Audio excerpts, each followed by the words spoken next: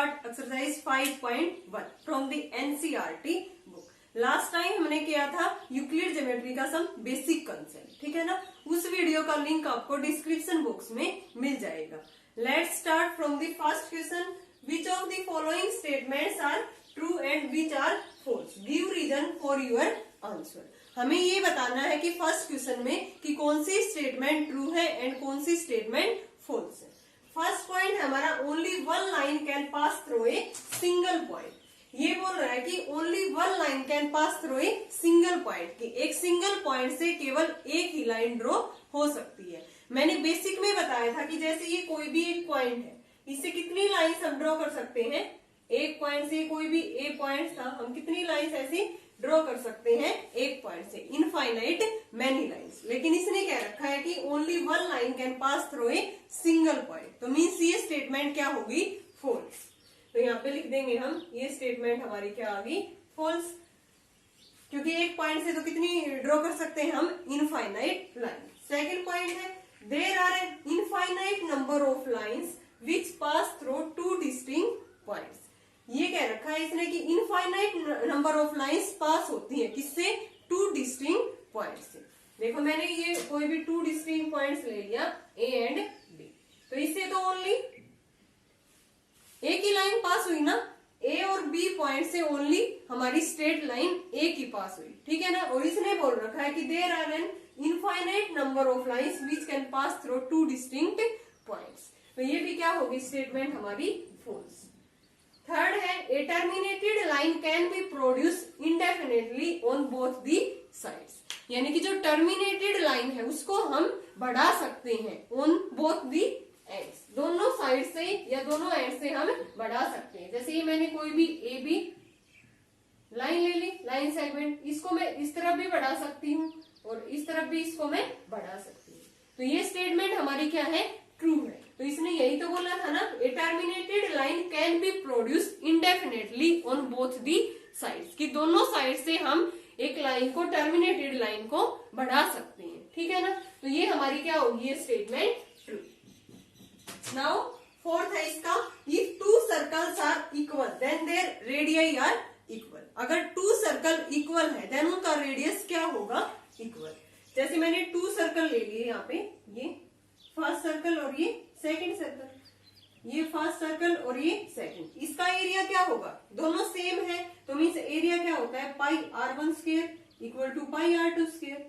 पाई से pi cancel, r1 square किसके equal आ गया, r2, so r1 equal to r2, क्योंकि रेडियस कभी भी नेगेटिव नहीं होगा, तो यहाँ से दोनों का रेडियस भी क्या आ गया, इक्वल। यही तो कह रखा है if two circles are equal, कि दोनों सर्कल इक्वल है, इक्वल कब होंगे, तब उनका रेडियस क्या होगा, equal, then their radius are equal. तो ये स्टेटमेंट हमारी क्या होगी, यहाँ से ट्रू होगी। नाउ फिफ्थ पार्ट है इसका, in given figure A B equal to P Q, P Q equal to X Y, then A B equal to X Y.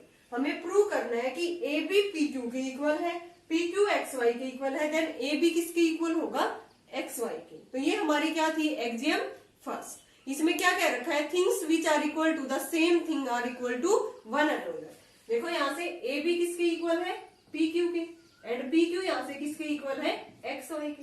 तो हम यहाँ से ये भी तो लिख सकते हैं ना, ए बी किसके इक्वल आ गया, एक्स वाई के, ठीक है ना। Things which are equal to the same thing, A B भी पी क्यू के इक्वल, एक्स वाई भी पी क्यू के इक्वल, तो things which are equal to the same thing are equal to one another. ये क्या थी, Euclid's axiom.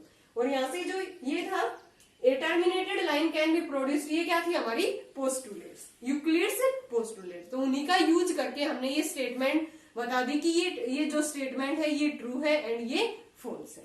इसमें हमने एक्सियम का यूज किया है, देन ए बी किसके इक्वल आ गया, एक्स वाई के। अब हम सेकेंड क्वेश्चन देखते हैं इसी का।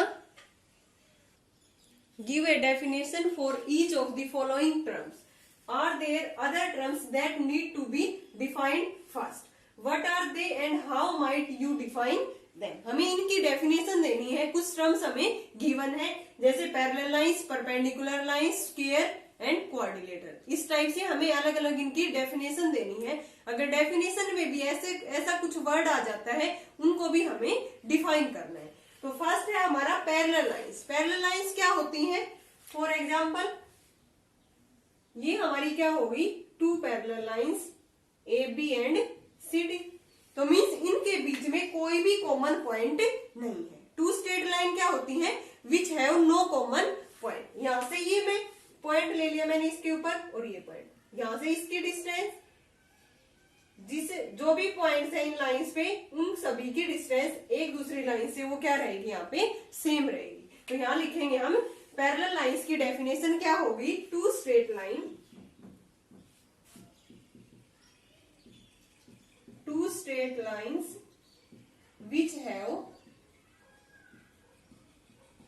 नो कॉमन पॉइंट, कि कोई भी इनके अंदर कॉमन पॉइंट नहीं होगा, उनको हम क्या बोलेंगे, straight lines. Means parallel lines, two straight lines which have no common point. ठीक है ना। अब इसके अंदर 2 पॉइंट और आ गए हमारे। एक तो पॉइंट को डिफाइन करेंगे हम एक स्ट्रेट लाइंस को। तो फर्स्ट है हमारा पॉइंट, कि पॉइंट क्या होता है। हमने बेसिक में भी इसको पढ़ा था कि क्या होता है, इसकी ना तो लेंथ होती ना ही ब्रेड्थ होती, ओनली ये क्या होता है कि शार्प डॉट होती है। तो point is a sharp dot, point has no any part, इसका कोई भी पार्ट नहीं होता, ओनली क्या होता है, ये शार्प डॉट। फिर आता है हमारे पास स्ट्रेट लाइन। स्ट्रेट लाइंस में क्या होता है, स्ट्रेट लाइन के पास कोई भी कॉमन पॉइंट नहीं होगा, ना ही इसकी एक लेंथ होगी, लाइन इज ब्रेडथलेस लेंथ होगी। जो लाइन होगी हमारी वो ब्रेडथलेस होगी, लाइन इज ब्रेडथलेस लेंथ। ठीक है ना। तो ये हमारी किसकी डेफिनेशन हो गई, पैरेलल लाइंस में पॉइंट की एंड स्ट्रेट लाइन की। ठीक है ना। आगे हम पढ़ेंगे इसमें perpendicular line and square, radius of a circle etcetera. तो यहां से देखो मैंने कोई भी टू स्ट्रेट लाइन ले ली, इन पॉइंट से ये मैं ए और बी पॉइंट से मैंने एक स्ट्रेट लाइन ड्रॉ कर दी। अगर मैं ऐसे इसको ड्रॉ कर दूं, तो यहां से मैंने ये इसको ज्वाइन किया ऐसे, तो ये जो पॉइंट है इनसे तो हमारी जो ये लाइन है वो पास होके नहीं जा रही। और स्ट्रेट लाइन होती क्या है कि जितने भी यहाँ से मैं पॉइंट्स इसके ऊपर प्लॉट करूं, उन सभी से हमारी स्ट्रेट लाइन पास होके जाएगी। लेकिन यहाँ तो इस टाइप की बना दी, इन पॉइंट से तो ये हमारी जो कर्व है वो पास होके ही नहीं गई, तो ये स्ट्रेट लाइन नहीं हो सकती। ये क्या है हमारी स्ट्रेट लाइन। तो line is breadthless length, and और लिख सकते हैं हम इसमें line which has passes through points itself, passes through points itself। क्या होगी इसकी डेफिनेशन स्ट्रेट लाइन की, कि जो पॉइंट्स है उनसे क्या होगी हमारी लाइन पास होगी। Line is breadthless length, line which has passes through the point itself। अब हम डेफिनेशन देखेंगे किसकी, परपेंडिकुलर लाइंस की, कि परपेंडिकुलर लाइंस क्या होती है। If one line among two parallel line is turn 90, कि दो लाइंस के बीच में एंगल अगर 90 का हो जाए, देन उन लाइंस को हम क्या बोलते हैं, परपेंडिकुलर लाइंस। जैसे मैंने ले लिया ये इस टाइप से होगी ना, ये टू स्ट्रेट लाइन, इनके बीच में एंगल ये क्या ले लिया मैंने 90। ऐसे भी ले सकते हैं हम, इनके बीच में ये एंगल क्या हो गया 90। इस टाइप की हमारी क्या होंगी straight line, sorry perpendicular lines. तो यहां से हम लिख सकते हैं इसकी डेफिनेशन में, परपेंडिकुलर लाइंस में if one line among two parallel lines is turned 90, कि एक में एंगल क्या हो जाए 90, then these lines are called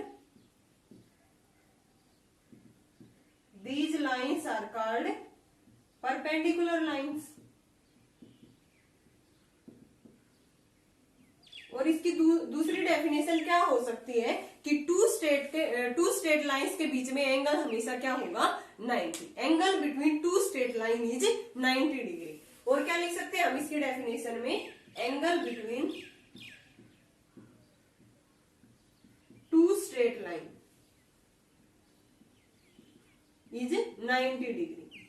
तब भी हम दोनों लाइंस को क्या बोलेंगे, परपेंडिकुलर लाइंस। एक बार फिर से देखो, परपेंडिकुलर लाइंस किस तरह से आएंगी, ये ले ली मैंने एक लाइन और एक ये, ठीक है, तो इन दोनों के बीच में एंगल ये कितने का होगा 90 डिग्री। हम ऐसे भी ले सकते हैं, किसी तरह भी ले लो, लेकिन एंगल दोनों के बीच में क्या लेना हमें 90 degree. If one line among two parallel line is turned 90, then these lines are called perpendicular lines, या two straight lines के बीच में एंगल्स कितने का होगा 90 डिग्री। अब हम डेफिनेशन देखते हैं किसकी, radius of the circle, quadrilateral, square. इससे पहले हम देखेंगे लाइन सेगमेंट। हमने बेसिक में भी पढ़ा था लाइन एंड लाइन सेगमेंट। तो लाइन सेगमेंट क्या होता है, जैसे मैंने कहा draw a line segment of 3 centimetre, means उसकी क्या होती है फाइनाइट लेंथ। तो इसको लिख सकते हैं हम यहाँ पे line with finite length, line with finite length is called line segment, ठीक है ना। जिसकी फाइनाइट लेंथ होगी उसको हम क्या बोलेंगे, लाइन सेगमेंट। अब आता है हमारा radius of a circle. Radius क्या होगा, देखो ये मैंने एक सर्कल ड्रॉ कर दिया, ठीक है, ये इसका क्या है सेंटर, इसको हम क्या बोलेंगे रेडियस ऑफ दी सर्कल। इस पॉइंट को P मान लिया मैंने, देन जो CP डिस्टेंस है इसको हम क्या बोलेंगे radius of the circle. Then ये भी क्या हो गया, एक लाइन सेगमेंट है। Radius is an line segment which have 2 ends point, one point is on the centre and other points is on the circle. कि सर्कल पे जो दूसरा पॉइंट होगा वो सर्कल पे लाई करेगा, जो फर्स्ट उसका एंड पॉइंट होगा वो किसके सर्कल के बीच में लाई करेगा। हम इसको लिख सकते हैं इसके डेफिनेशन में, radius is an line segment, radius क्या है, एक लाइन सेगमेंट है which have 2 ends points,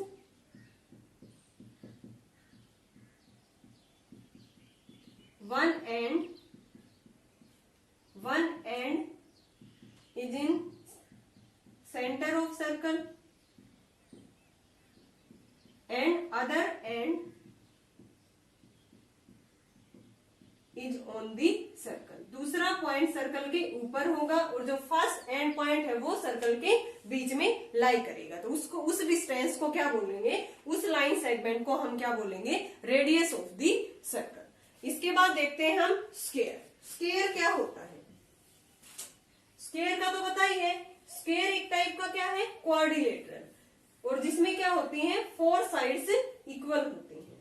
next आ गया हमारा 5th square. Square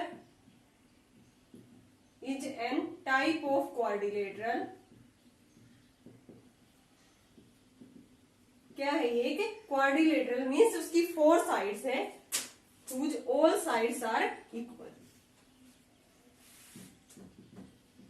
all sides are equal and all angles are 90 degree. Angles कितने के होंगे, all angles are 90 डिग्री। जैसे मैंने ये क्वाड्रिलेटरल बना दिया एक, ठीक है ना, जिसकी चारों साइड्स इक्वल है, तो देन ये क्या बन जाएगा square,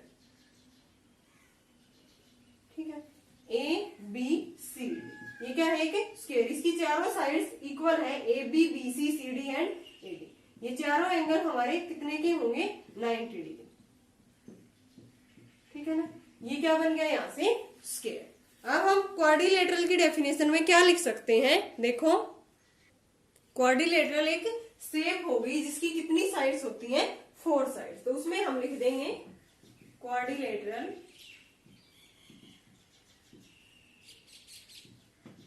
quadrilateral is a shape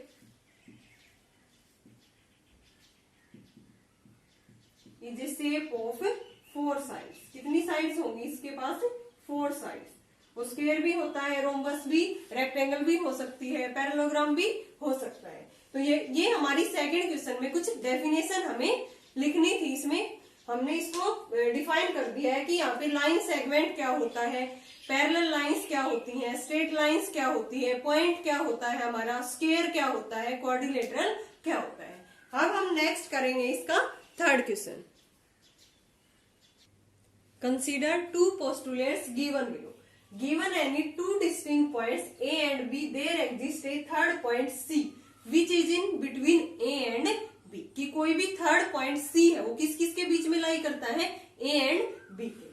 there exist at least 3 points that are not on the same line. अब की बार कितने पॉइंट्स दे दिए हमने, 3 पॉइंट्स।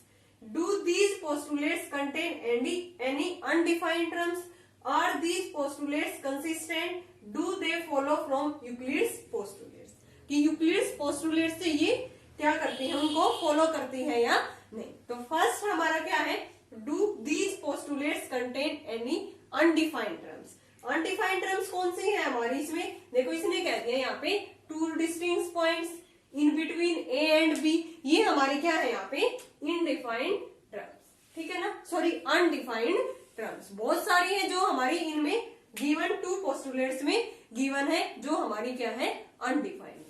तो यहां से फिर पूछा इसने, और दीज पोस्टुलेट्स कंसिस्टेंट।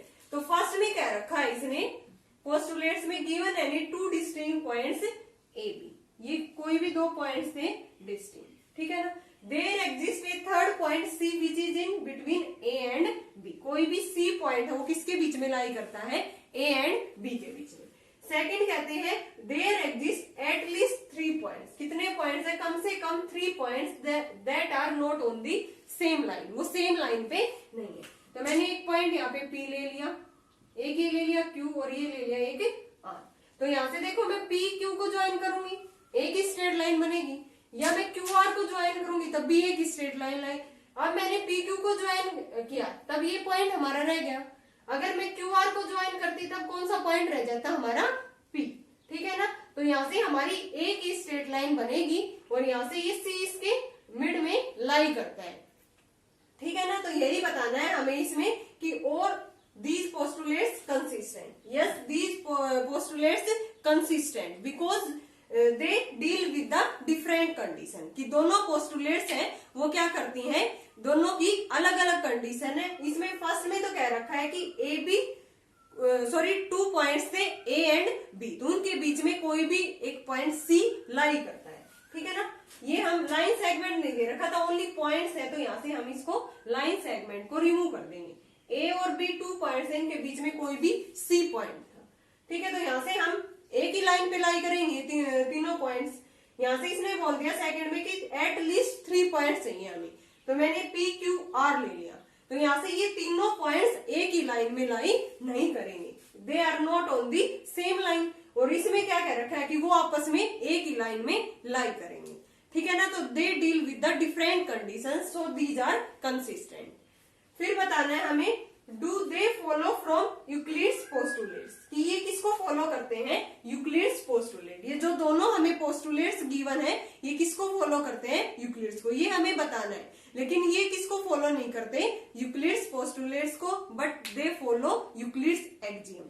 किसको फॉलो करते हैं, ये जो हमारी एक्सियम थी ना उसको फॉलो करते हैं, यूक्लिड्स एक्सियम थी कुछ, उनमें से इनको ये फॉलो करती है, पोस्टुलेट्स को फॉलो नहीं करती। हमें इस क्वेश्चन में यही बताना था कि इसमें अनडिफाइंड टर्म्स है या नहीं, बहुत सारी है अनडिफाइंड टर्म्स, जैसे distinct points in between them, ठीक है ना। फिर इसने बताना था कि इसमें पूछा गया था कि जो दोनों पोस्टुलेट्स हमें गिवन है वो कंसिस्टेंट है या नहीं। दोनों कंसिस्टेंट है, दोनों में डिफरेंस है, दे deal with the different condition. First में बता रखा था कि 2 पॉइंट्स इनके बीच में एक पॉइंट लाई करता है, देन वो तीनों की किसमें लाई करेंगे, सेम लाइन के ऊपर। थर्ड में कह रखा है कि 3 पॉइंट्स है इसमें, ठीक है ना, 3 पॉइंट्स बोला है इसने, एटलीस्ट 3 पॉइंट। तो इसने ये नहीं बोला कि इसके बिटवीन में होगा, फर्स्ट में क्या बोला था, बिटवीन में। तो इसमें मैंने ये पॉइंट यहाँ पे ले लिया, देन ये स्ट्रेट लाइन बन गई, देन ये पॉइंट रह गया, इनके बीच में स्ट्रेट लाइन ड्रॉ करेंगे, देन ये पॉइंट रह जाएगा। तो ये हो गया हमारा थर्ड क्वेश्चन। फोर्थ देखते हैं हम, if a point C lies between 2 points A and B such that AC equal to BC, हमें क्या गिवन है, AC equal to BC, then prove that AC equal to half of AB, explain by drawing figure. हमें figure इसमें draw करनी है, फिर इसको क्या करना है, एक्सप्लेन। ये है हमारा कोई भी पॉइंट्स A B, ठीक है, C इनके बीच में कोई भी पॉइंट है, इसने गिवन दे रखा है कि AC किसके इक्वल है, BC के, ठीक है। इसी का यूज करके हम AC equal to half of AB prove करेंगे। AC किसके इक्वल है, BC के, गिवन है, तो यहां से लिखेंगे हम adding AC on both side.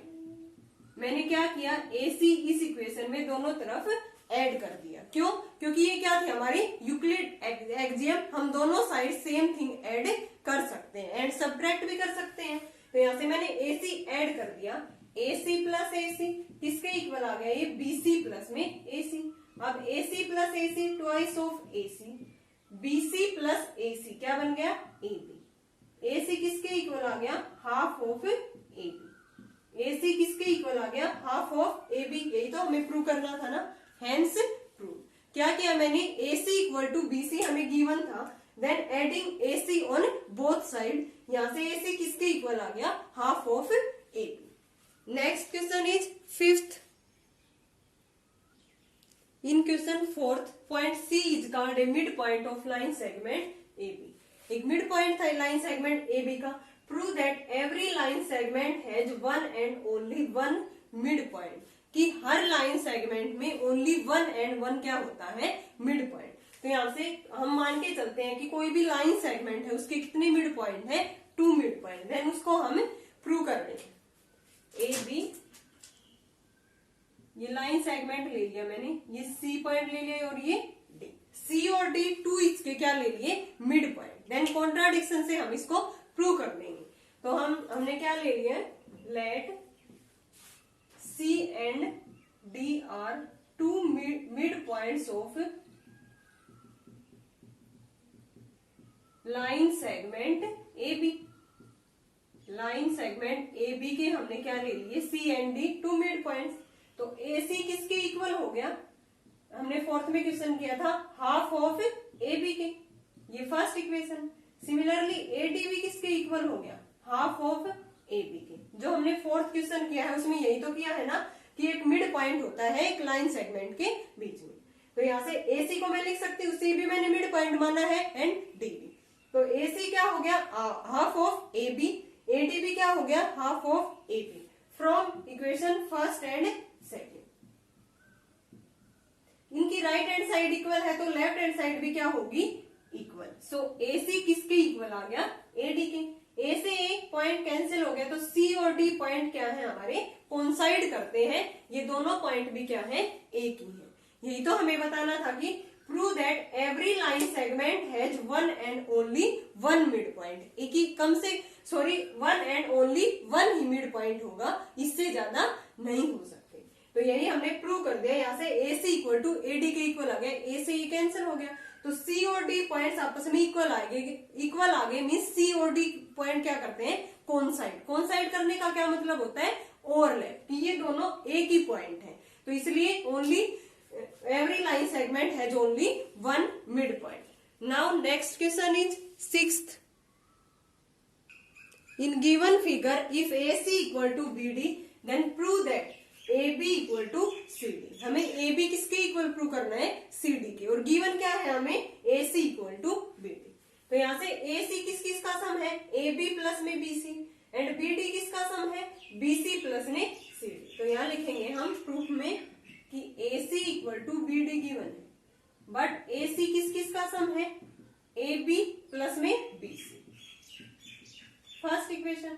Similarly हमें BD किस किस का सम गिवन है, BC प्लस में CD, BC प्लस में CD, सेकेंड। बट AC किसके इक्वल है, BD के। तो AC की वैल्यू क्या है, यहाँ से AB प्लस में BC इक्वल टू BD की वैल्यू क्या है, BC प्लस में CD। BC से BC कैंसिल, AB किसके इक्वल आ गया, CD के। यही तो हमें प्रूव करना था ना, AB इक्वल टू CD। मैंने क्या किया, AC equal to BD given था, AC किस किस का सम है, AB plus BC। Similarly BD किसका सम है, BC प्लस में CD। दोनों आपस में इक्वल है, इक्वल पुट किए, देन BC कैंसिल हो गया, AB किसके इक्वल आ गया, CD के। नाउ नेक्स्ट क्वेश्चन इज 7, और ये हमारा लास्ट क्वेश्चन है। Why is axiom fifth in the list of Euclid's axiom considered a universal truth? क्या थी हमारी axiom fifth, the whole is the greater part of the, जो भी हमें गिवन है उसका जो होल होता है वो कंप्लीट उससे एक पार्ट से क्या होता है, बड़ा। Whole is the greater part. क्या थी हमारी axiom, whole is the greater part. Then इसको हम क्या लिख सकते हैं, this is true for thing, this is true for thing in any part of, in any part, this is universal truth। ये क्या है, एक यूनिवर्सल ट्रूथ है। हमने इसका एक एग्जाम्पल भी लिया था। क्या लिया था वो एग्जाम्पल, कि एक सर्कल है, उसका मैंने एक पार्ट निकाला था, ठीक है ना। ये कोई भी सर्कल है, इसका मैंने यहां से ये पार्ट कट किया था। देन कौन सा पार्ट निकाला था, ये पार्ट। देन इसका रिमेनिंग पोर्शन कौन सा रह गया था, ये हमारा क्या रह गया था, इसका रिमेनिंग पोर्शन, ठीक है। तो ये जो रिमेनिंग पोर्शन बचा है, इससे तो ये होल क्या है, बड़ा है। जो पार्ट हमने निकाला है ये क्या है, इससे बड़ा है। क्या थी axiom, the whole is the greater part. तो ये हमारी क्या होगी, ट्रू होगी किसी भी थिंग के लिए। This is true for anything in any part of the world, ठीक है ना। किसी भी पार्ट के लिए वर्ल्ड में ये क्या है कि यूनिवर्सल ट्रूथ है, कि जो होल होता है वो एक पार्ट से बड़ा होता है। Whole is greater than the part. यही थी हमारी exam 5th। Okay student, complete हो गई हमारी एक्सरसाइज 5.1। आई होप आपको अच्छे से समझ आया होगा।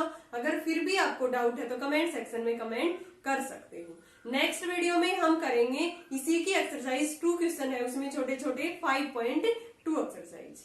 Thanks everyone.